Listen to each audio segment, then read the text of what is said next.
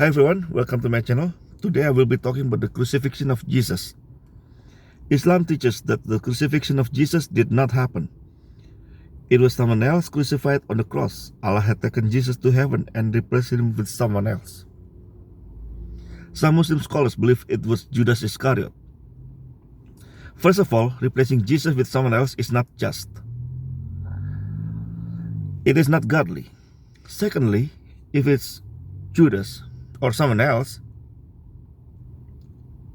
it's impossible because that person would have said something like, hey, I'm not Jesus, or say something. Thirdly, John was there with Mary, the mother of Jesus, and Mary Magdalene. And they did not know it was not Jesus on the cross. Allah tricked people. In Islam, Allah tricked people, not only the Jews and the Romans, but also the disciples. Al-Hawariyun in Arabic. Why would the Creator trick the disciples of Jesus? Muslims do not know that the four Gospels are not the only sources that say Jesus was crucified. A philosopher in Syria sent a letter to his son while he was in prison. This letter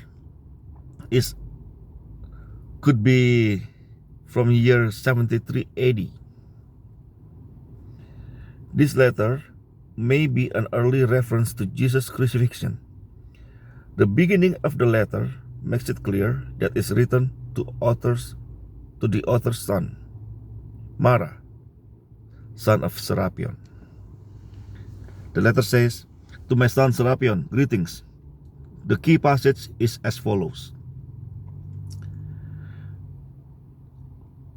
What else can we say when the wise are forcibly dragged off by tyrants? Their wisdom is captured by insults, and their minds are oppressed and without defense. What advantage did the Athenians gain from murdering Socrates?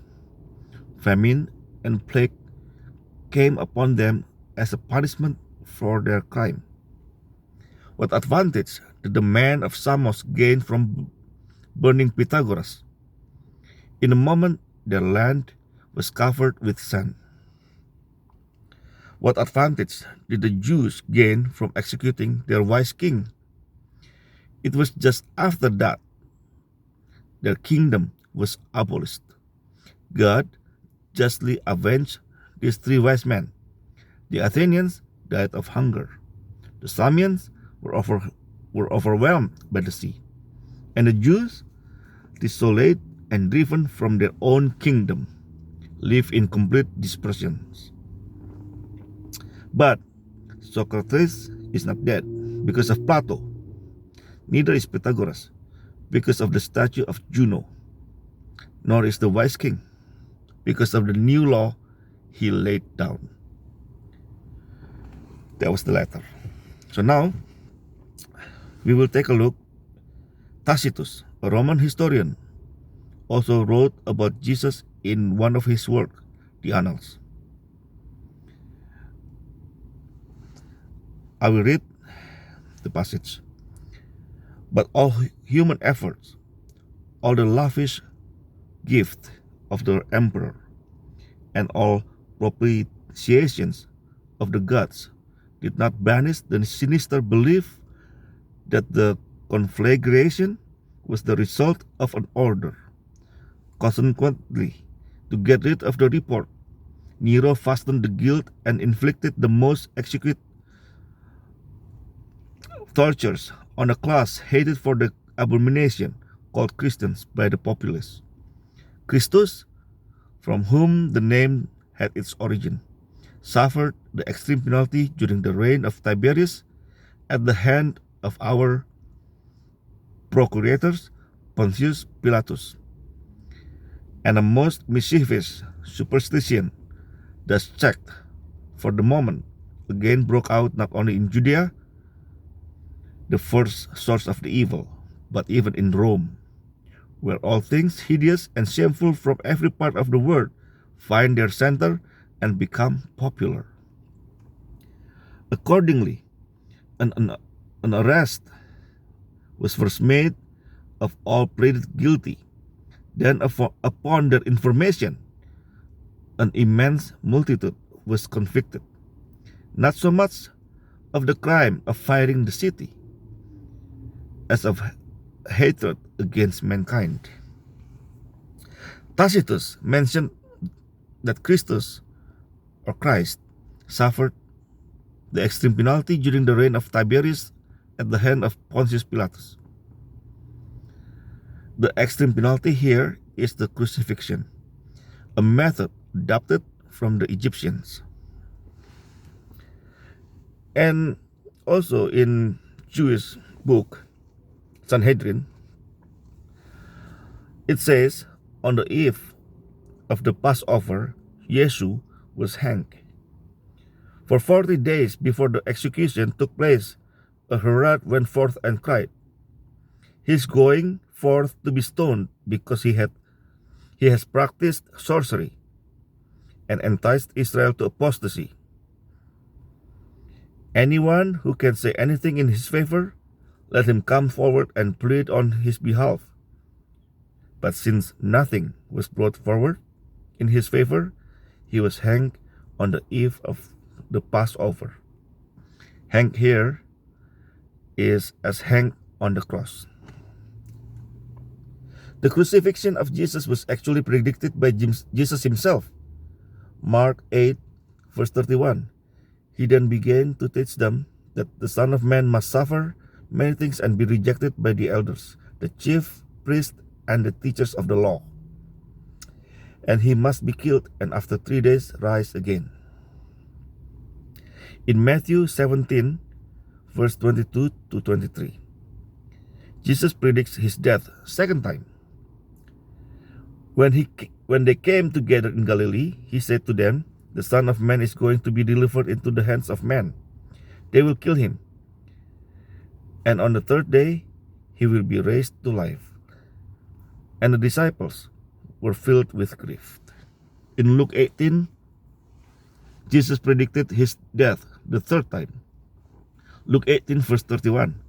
Jesus took the 12 aside and told them, "We are going up to Jerusalem, and everything that is written by the prophets about the Son of Man will be fulfilled.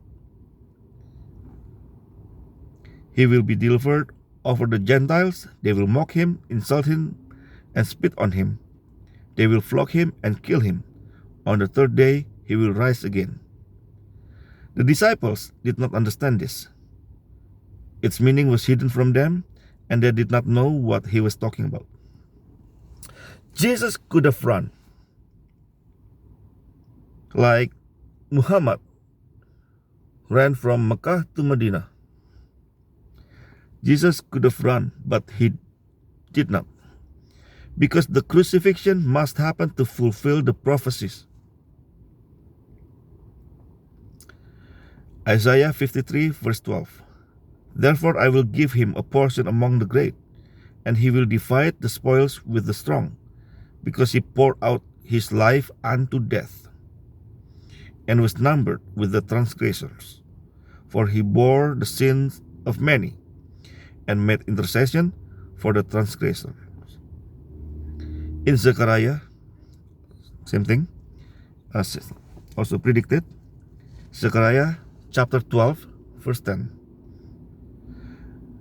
"And I will pour out on the house of David and the inhabitants of Jerusalem a spirit of grace and supplication. They will look on me, the one they have pierced, and they will mourn for him as one mourns for an only child, and grieve bitterly for him as one grieves for a firstborn son." Isaiah 53, verse 5 to 12. "But he was pierced for our transgression. He was crushed for our iniquities. The punishment that brought us peace was on him, and by his wounds we are healed.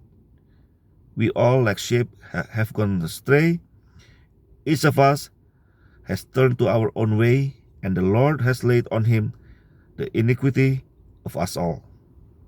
He was oppressed and afflicted, yet he did not open his mouth. He was led like lamb to the slaughter, and as a sheep before its shearer is silent, so he did not open his mouth. By oppression and judgment he was taken away. Yet who of his generation protested? For he was cut off from the land of the living. For the transgression of my people he was punished. He was assigned a grave with the wicked, and with the rich in his death, though he had done with no violence, nor was any deceit in his mouth. So non-Christian sources say Jesus was crucified, whether they're pagans or Jews. The gospel say he was crucified to fulfill the prophecies in the from the Old Testament. Muslims are the only group of people that say Jesus did not die on the cross, because of their book that was revealed almost 600 years after the death of Jesus. Say Jesus did not die on the cross because of that book. Quran was revealed 600 years after Jesus. It's the only book that says Jesus was not on the cross, didn't die on the cross. This is really something to think about, considering all sources are on the same page. Jesus died on the cross. That's all from me. Thank you for watching. For those who believe in the death of the Messiah as prophesied, and for those who deny it, God bless you all.